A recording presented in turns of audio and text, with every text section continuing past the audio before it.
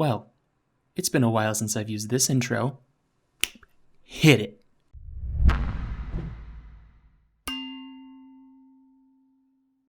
As an artist and makeshift crackhead mentor for a bunch of furry artists, I get asked a lot of questions, and for the most part, when people contact me out of the blue, I do my best to answer them. But some questions are more difficult to answer than others, and, well, those questions generally end up as videos. Well, more or less wait on a list of videos that I want to make and sit there for years while I still have no idea how to do part 2 to a video series that people won't stop reminding me about, and it makes me panic and I don't know what to do, and I just feel like I'm stuck in a corner that I edited myself into. What I want to talk about today isn't a question. It's more a comment that I get from time to time, one that's both universally thrown around in my comments, and one people have vented about to me in person. A lot of people have come to me saying this: I just look at your art, and it all just comes together. How do you do it? I feel completely lost when I'm drawing. I have no idea what I'm doing. Now, some of these comments are hidden behind self-deprecating jokes, others are just straight up asked, but this has to be the most common thing that I've seen out of all my interactions that I've had with people who are watching my videos or trying to learn how to art good. And to them I say, fear not, young artist who made the unfortunate decision of clicking on my channel, for I shall show you the creative process. For this video, I'm going to show you how I go about creating a digital painting / illustration from inception to final product. This is my general medium, and I do specialize in digital work in one way or another, and I can't really show how other artists who specialize in other mediums go about their creative process. But in general, most artists tend to go about this in a very similar way, in the most part. I'm really bad at transitions, so I'm going to cut right to the chase and show rather than spit more expository information than Kingdom Hearts. Never actually played any of the games, but I've had friends try to explain the story to me and wow. So, first things first. Ideas. It's important to have an active imagination to come up with ideas that you want to draw in the first place. A lot of initial motivation comes from the artist finding an idea that they want to run with. When I get ideas, I will generally think, oh hey, that's a good idea, and then have it stay in my head till I either actively forget it or have inclination to act on that thought. I've recently been taking up the habit of writing down some of my ideas on engineering paper, but for the most part, it's still in my head. In this case, I was watching an old college humor short called Furry Force, which if you haven't watched Furry Force, well, it's a trip, and definitely not for everyone. But my last 5 firing brain cells find it hilarious! While watching it, I started thinking about how I myself have been doing a bunch of furry superhero / villain streams where I turn some of my friends into heroes and others into villains, as if they were from a comic book, which got me thinking, I bet Victor Vivisector, the villain from Furry Force, would be fun to redesign in my own style. And so, in my own proper form of indecision, the idea stuck around my head for about 2 months while I continued doing those hero streams, and the idea grew more and more appealing as time went on, till one day I had some free time and went, well, fuck it. And I sat down at my computer and started ideating. So the first step I took in ideation was to pull up references of the characters, not just of Victor Vivisector from the animated short itself, but from other characters that I wanted to gain ideas from, characters from DC and Marvel that I thought had similar builds and designs to Vivisector, or had cool elements that I could incorporate into the redesign. Characters like Deathstroke, Taskmaster, and Iron Man. Then I got a general understanding of Victor Vivisector's original design, trying to find the underlying structure and shapes that made the original design so appealing, and what parts of the design that I could either keep or scrap, and most importantly, the general figure of his body shape and how I could integrate certain design elements into it. In this case, I decided to expound on a very sharp and triangular figure design to make the character look more edgy and, in a sense, more menacing in a conveying way. I also noticed that the overall aesthetic of his design had very broad shoulders and a very thin waist, but also that there was a lot of muscle everywhere on the body and in the design work. And because of this, the redesign should depict a very well-built figure. The most iconic aspect of his design was a skull-like mask that he wore on his head, and this is where I decided to start in terms of the redesign. I started by drawing a couple of different heads and decided to ideate more with a head-on view after finding there wasn't much continuity in the 2/3 profile shots that I was doing. Also, it was getting a little tedious to redraw very similar things over and over again from scratch. From here, I drew a couple of different heads, each with their own structure and interpretations from the base design. From there, I took the designs that I liked and fleshed those out a bit more. I repeated this process a couple of times until I came up with something that I felt was relatively good. I then created a body to go with the head. Something that I keep in mind when I'm doing armor is I try to keep a common theme or pattern throughout the design. In this case, I took a derivative of the skull mask design and put it on the shoulders and knees. I also made sure to keep the iconic V on the chest, as it was one of the elements that made the original design so recognizable. There are two reasons why I didn't draw multiple bodies. The first reason is because I had already chosen a theme with a head and merely need to keep consistency throughout the body. The second reason is, let's be honest, drawing a body over and over again is a lot harder than drawing a head multiple times, and look, I'm an impatient bastard and frankly couldn't be fussed. Anyways, on to color. For color, I started with the exact same color scheme that the original Vivisector had. From here, I made slight variations in sections and in styles that I thought would look cool, while still sticking to the same general color palette as the original design. Once I had a couple done, I was unsure which one I wanted to go with. So in the end, I actually went to my Patreon chat and asked, which one of these looks best? Number 3. 1. 3 and 5. Or 3, but with the black legs. 3. 2 or 3. 1 or 4. From here, I did a little bit more color refinement and finalized the concept for the character.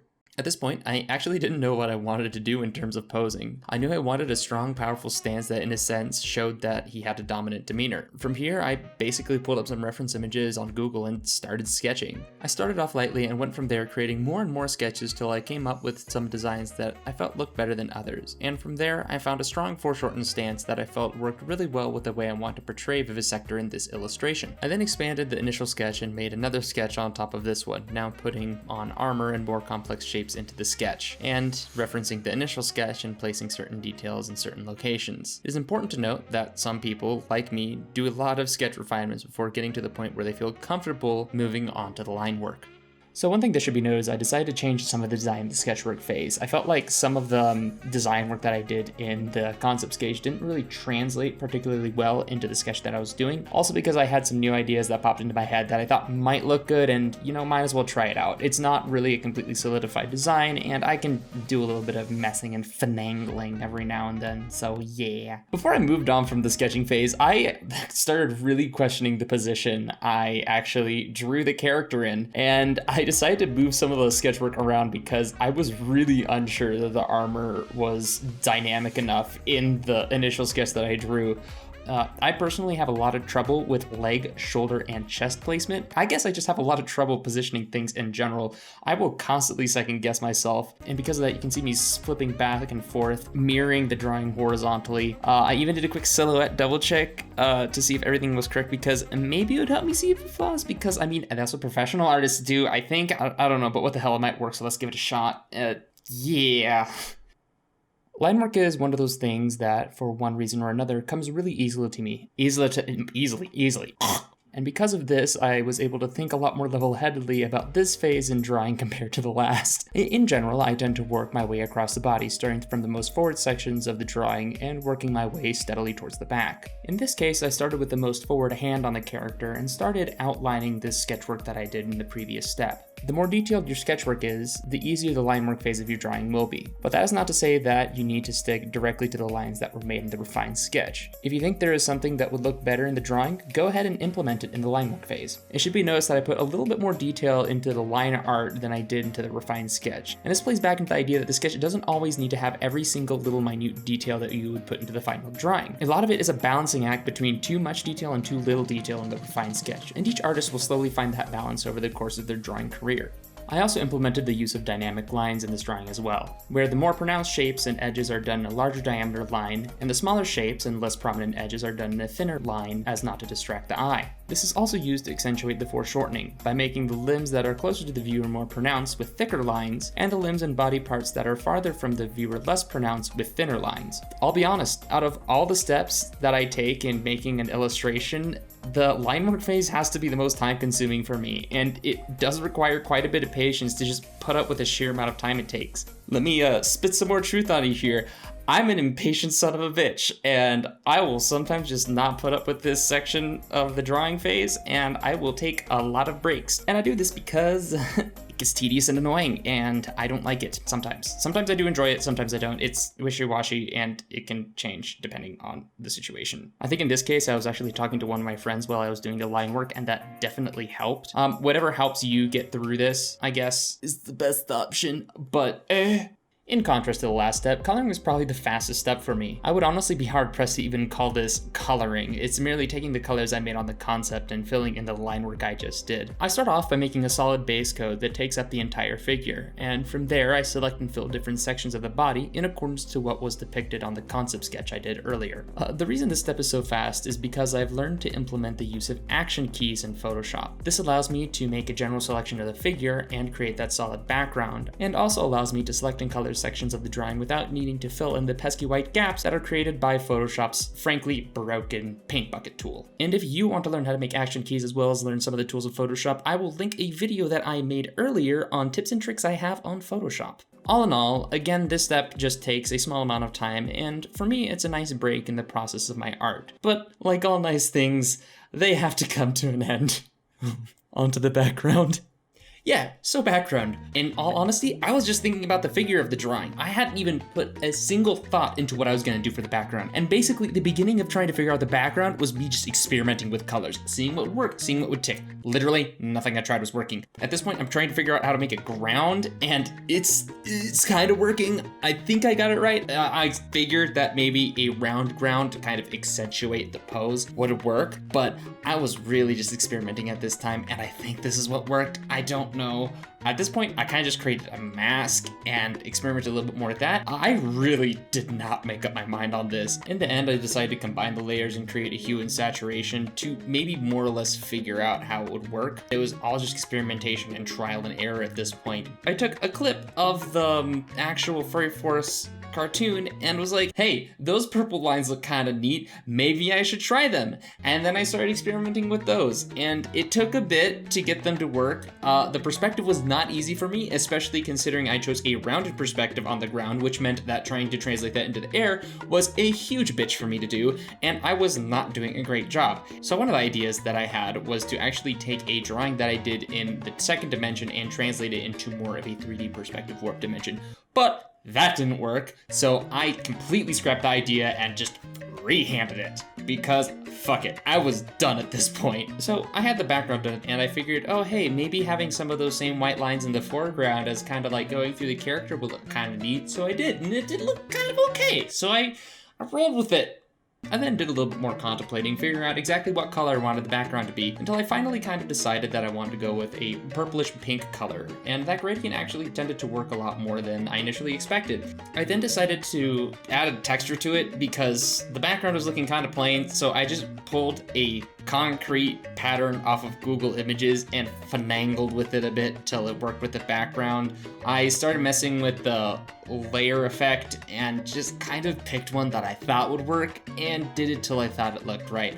I also added a bit of extra darkness to the back left portion of the drawing because it kind of created this fade from dark to bright, and I don't know, I thought it looked cool. Again, at this point I was just guessing the whole way through and just trying desperately to find something that worked. All right, I'll be completely honest here. When I got to the lighting phase, I pretty much felt like I shot myself in the foot, especially considering the amount of lighting sources that I put into this specific illustration. I started with occlusion shadows. Occlusion shadows are shadows that are created when light can't reach a certain area. In the case of this design, those areas generally end up under the jawline, in the groin area, and certain inset details in the armor design. Now, in this case, when I was putting the occlusion on the character, I was a little bit conservative with it because I know that the drawing is going to be more focused on light than on shadow, and I didn't really want to spend too much time on something that wasn't going to be important to the overall design. A simpler way of saying it is I knew the shadows weren't going to be too important, I was lazy, impatient, and I wanted to move on to lighting. In terms of lighting, I created a bunch of different light sources all over the illustration. I split up these multiple lighting sources into 3 different areas that I could focus on. The first being the background, which was the lighting strips on the back wall and the large backlight that was coming from the right of the background. The next light source was the light strip that was running in between the legs, and the last light source was the light strip that was close to the character's thigh. I started by using a hard color similar to one that I thought the light source would be. I used a soft brush to erase the edges and hard transitions so as to not make them as harsh, obviously. The light is harsher close to the source and less harsh further away. In other words, I started erasing more the farther the color was from the light source, and just generally left it alone if it was close to the light source. Now I did break the rules a little bit, because on the chest and on the face of Vivisector, I actually didn't erase as much as a realistic portrayal of lighting may have. And this is because I wanted to bring more attention to the face and the chest, as those are some of the defining features of the character. Now, herein lies the reason why I haven't made a coloring video. It's not nearly as straightforward as line work or shading makes you believe it is. The coloring process is more intertwined with lighting than most people think. For me, color is a huge part of the lighting process, and it makes things really, really difficult to explain. A lot of it is still guesswork and me thinking, yeah, that seems about right. Now, the main reason this is true is because the background colors will play a lot into the color of the character itself. Because of this, the coloring process actually takes more or less two parts. The first being the actual color of the character, and the second being the new quote-unquote color based off of the scenery or setting said character is in. In this illustration, almost all the colors come from the light and not the actual color of Vivisector's armor. Because of this dynamic, I had to do a solid purple overlay over Vivisector to make him match the background. I did a little erasing of the solid color overlay, especially in areas where I wanted some of the original color to show. These areas were places where I wanted the viewer to focus, so most of the erasing was done on and around the head and chest. After all the color and lighting layers are done and separated, it's now time to play the which layer effect looks best for this layer game. Basically it's me going, and I'm gonna go through all of these layer effect options till I find one that I think, kind of works. Generally, I have a few layer effects that I go to for shading and darker shadows. I generally go to multiply for lighting and stuff. I will use either vivid light, hard light, or overlay. So it's not to say that I'm completely guessing in the dark, but it is still me trying to figure out which one of those layers work, and sometimes tweaking to other ones that I think may work. From here, I will sometimes tweak the layer color and saturation by using the hue and saturation slider to make the color and lighting more accurate to what I want. This can also be complicated by the fact that I will sometimes copy layers and see if a combination of two layer effects works well together to create an intended lighting effect. Now it can look good, but sometimes I want to change that lighting effect and I don't turn off certain layers, and then I get really confused when the intended effect that I wanted to change doesn't actually change what I wanted it to change. I then get confused, and then the drawing gets more confusing because of my confusion, and everything just starts to spiral out of control. I guess the one thing to take away from this is it's an iterative process. I try tweaking one thing and see if it works. If it doesn't work, I'll just tweak another thing and keep tweaking till I get something that I think looks good. And that's basically the lighting process in a nutshell for me. It's not very clean, it's not very good, and frankly, it could still use a bit of work, but that's how I do it right now. I'm still figuring it out, and this is definitely one of those steps that I am definitely not perfect at. After the clusterfuck that was the last two steps, I grab all the layers and copy them above the previous layers. This is done to combine them all into one. Well, mostly. I didn't in this drawing. I actually kept the body, the lights that go under the legs, and the background separate from each other. The reason for this is because I actually had some fun stylization ideas that I wanted to try out. For these style ideas, I wanted to be able to create them without damaging the original layer, so I copied copies of the copies. Anyways, the first of these ideas was to separate the RGB channels. These are the general color channels used in most displays, and considering the Furry Force is based off of an 80s style cartoon, I thought the technique would look good in representing the retro vibe.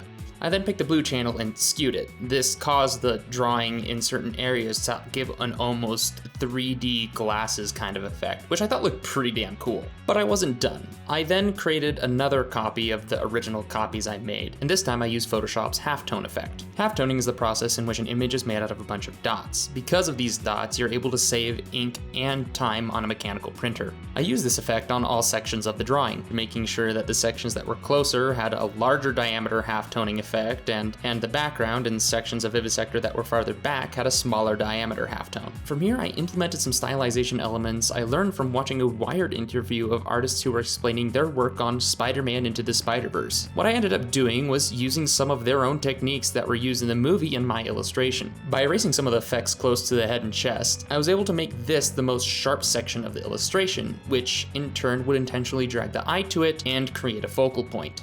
And to be fair, it wasn't the perfect execution. The entire time I was second guessing myself and taking step backs and even deleting layers that I didn't feel looked good. But eventually I got the result I was looking for. And after all that was done, there stood my creation. A reimagining of the Furry Force villain, Victor Vivisector. Too complex to ever be animated or even drawn in a comic, yet not complex enough to translate into a video game or even into concept art. In a power pose with broken and odd-looking anatomy and a weak silhouette. Well, Shit.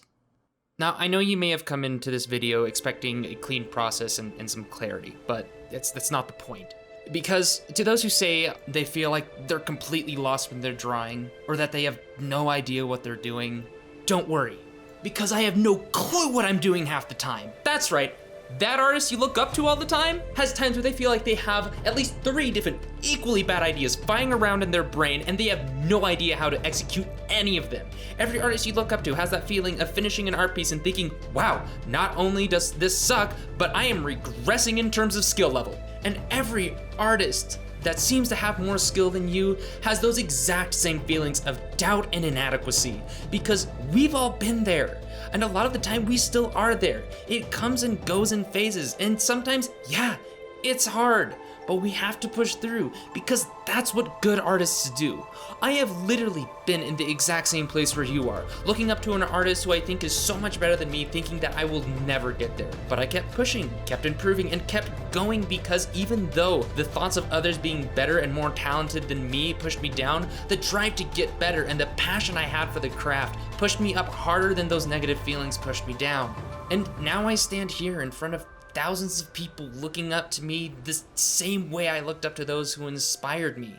And to every single one of you, no one gets good overnight.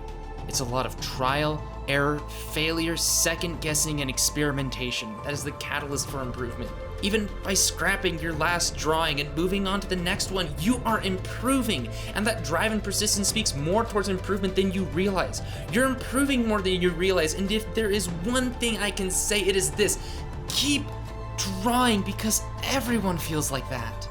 Just relax. No one knows what they're doing. You're not alone in this. Just, I don't know, keep going. Try to make your next drawing better than your last. It doesn't have to be, just aim for it. I mean, that's what I do. And I have no clue what I'm doing.